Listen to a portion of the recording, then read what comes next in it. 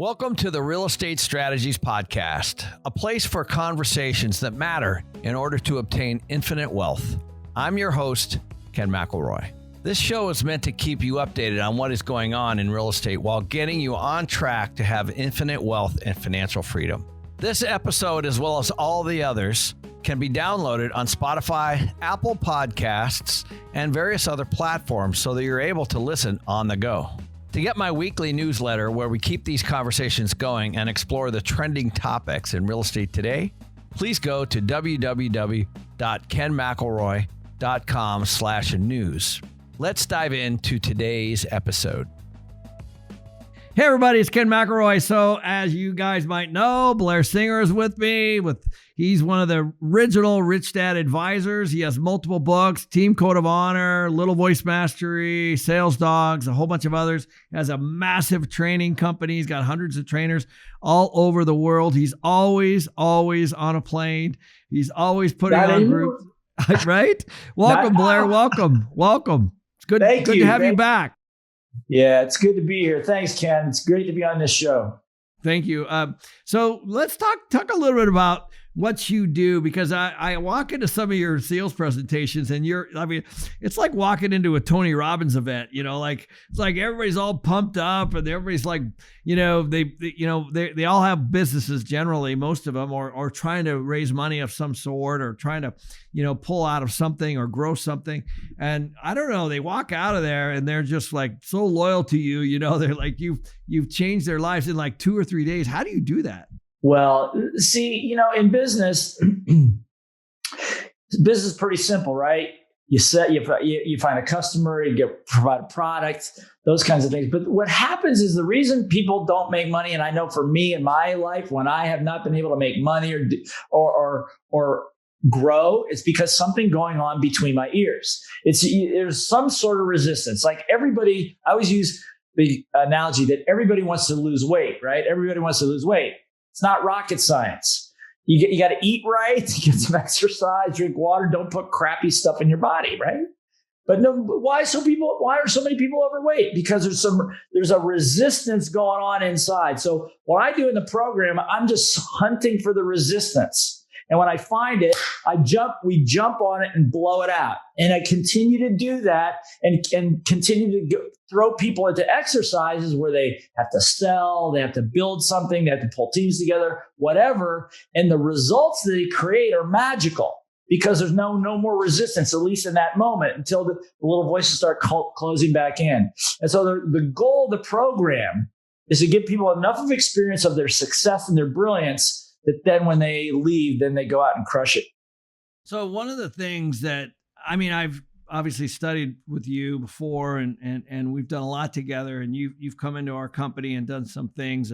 One of the things you did early on that really stuck with me was the high emotions yield low intelligence. And I always think about that. It actually helps me a lot because when I'm fired up, which happens, it doesn't matter if I'm just sitting there talking to my kid or, I'm in a relationship or even at work with somebody, and you talk a lot about this on your YouTube channel, high emotions equal low intelligence. And I always tell people, I go, fighting like physically is like the lowest form of communication, It is. It's hard. Like you get fired. I got people that immediately go red, like Robert Kiyosaki, as you know, he fights this all the time. Right. So what do you mean by this? And how do you get control of it? Well, you're spot on with it. Your description of it is perfect. High emotion, low intelligence. And if you don't know what we're talking about, think about the last time that you said something to somebody when you were angry.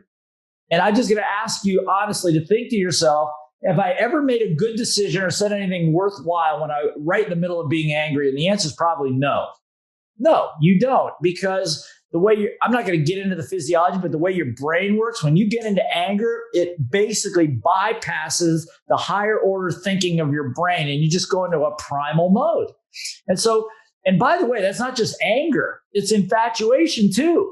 It's like, how many of you ever fallen in love? Remember those days? You fall in love and it's like everything, the world is rose, right? Yeah, especially if you're trying to talk to anybody like that, right? And your buddies are saying to you, what are you thinking, dude? What are you doing? Why are you throwing your life away right now? Because your emotion was high and your logic was low. So that's something that I learned a long time ago in negotiating. And sometimes a shrewd negotiator will do their best to get you upset in the middle of a negotiation so that you will not make a good decision. So it's really, really important to understand how to that's happening, B, to have the presence of mind to shut it down for a second, to get some air before you make any kind of decisions or make any kind of moves.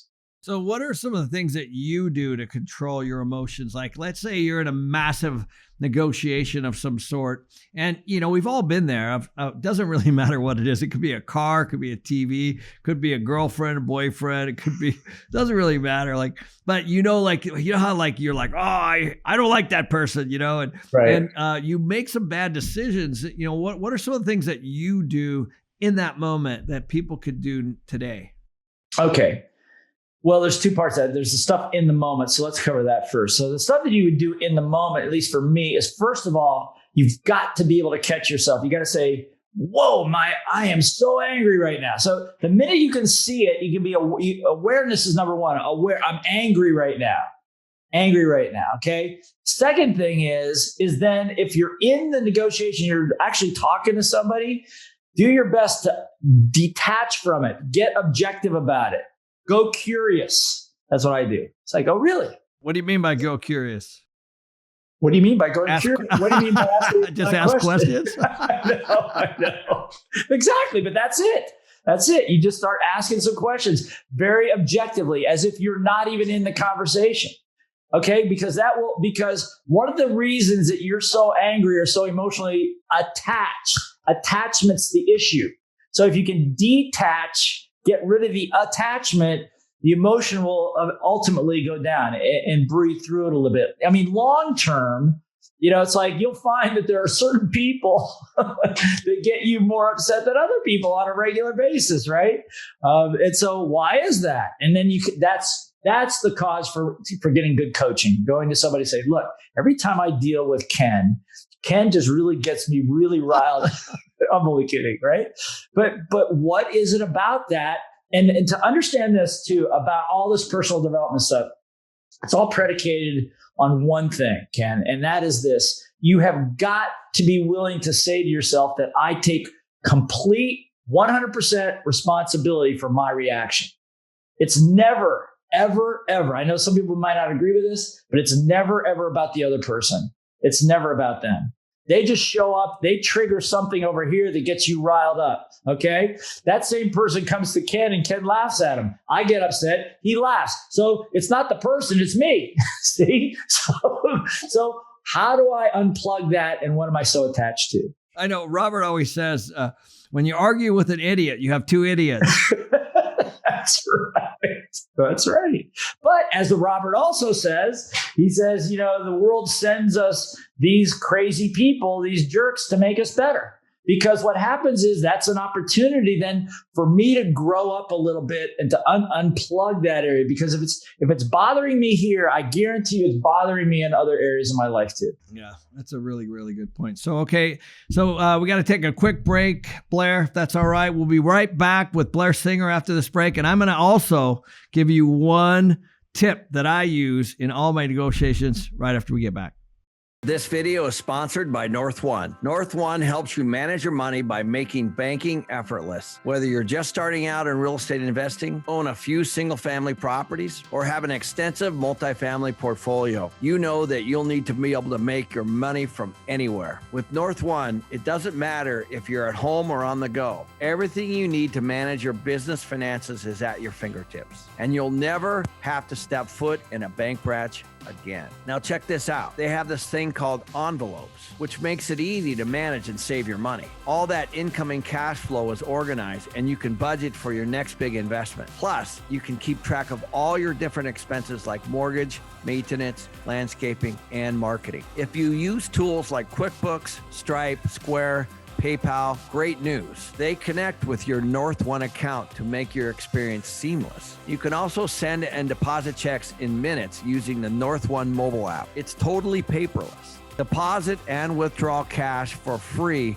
through the largest ATM networks. And guess what? North One is giving my viewers and listeners 1 month free of banking, but you can only get it by going to get.northone.com/Ken. That's get.northone.com/Ken. Now back to the show. Welcome back, Blair. Welcome back. How are you? I'm great, man. It's good to be back.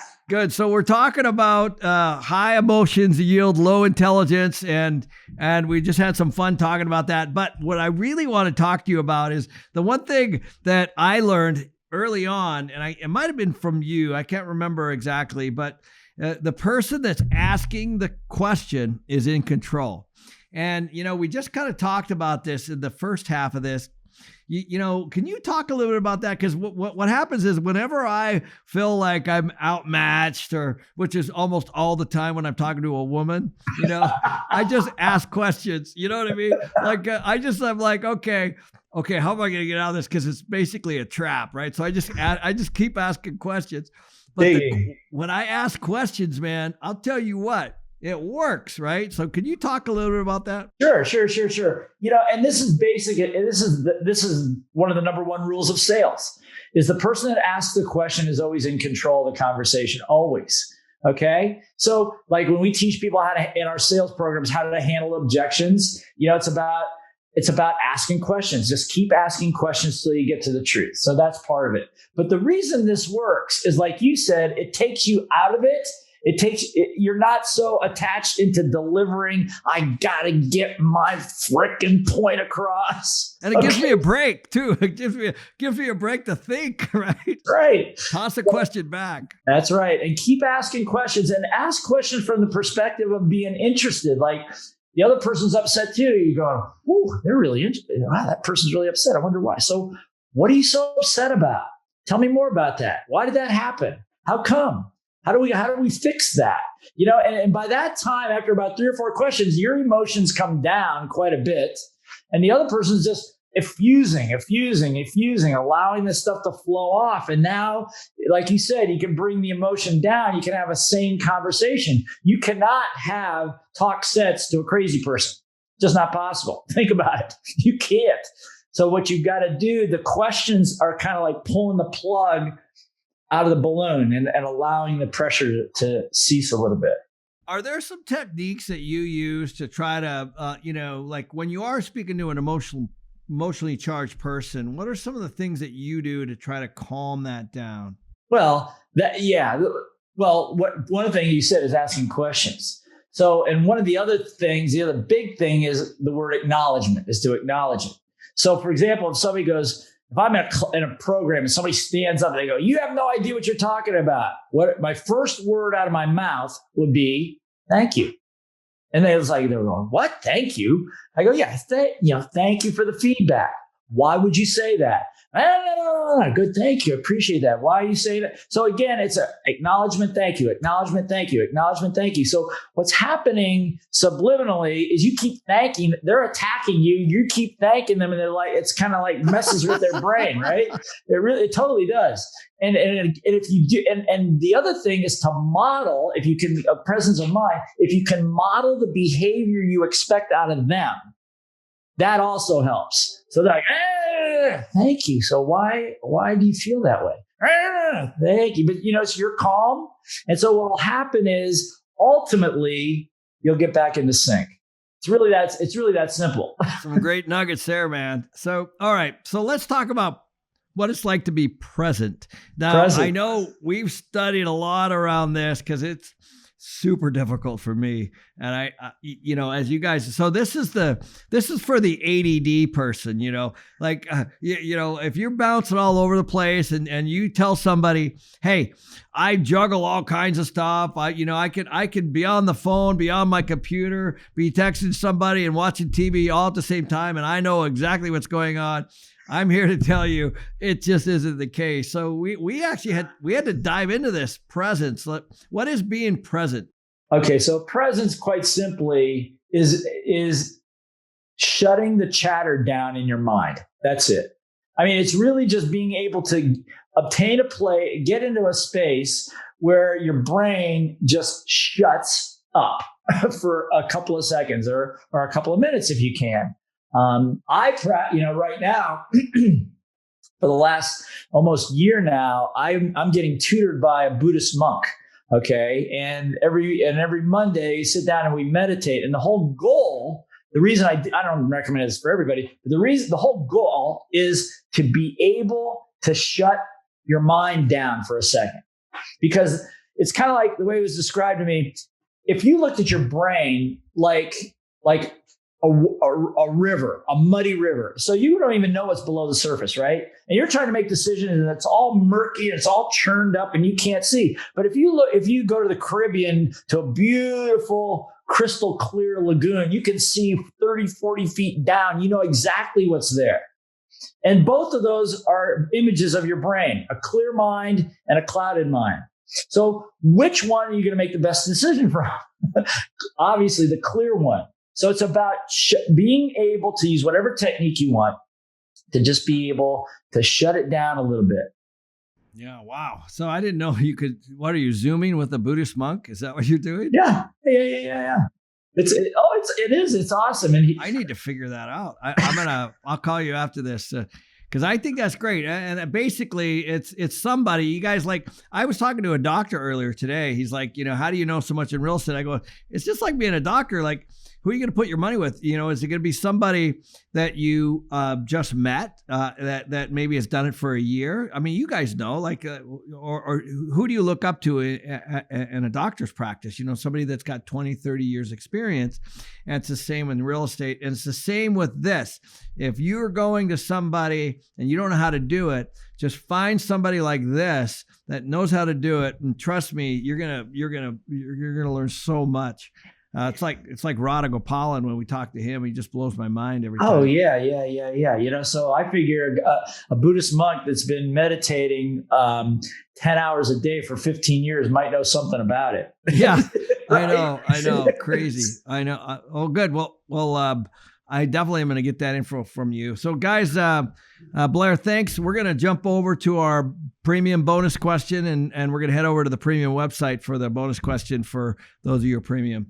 So thanks for continuing to listen. Blair, thanks again, buddy. I appreciate your time, your wisdom. I know you're healing and helping lots and lots of people, especially during this pandemic. And let's keep changing things. All right, man. Thank you so much for having me. Good chatting with you, buddy. Talk to you soon.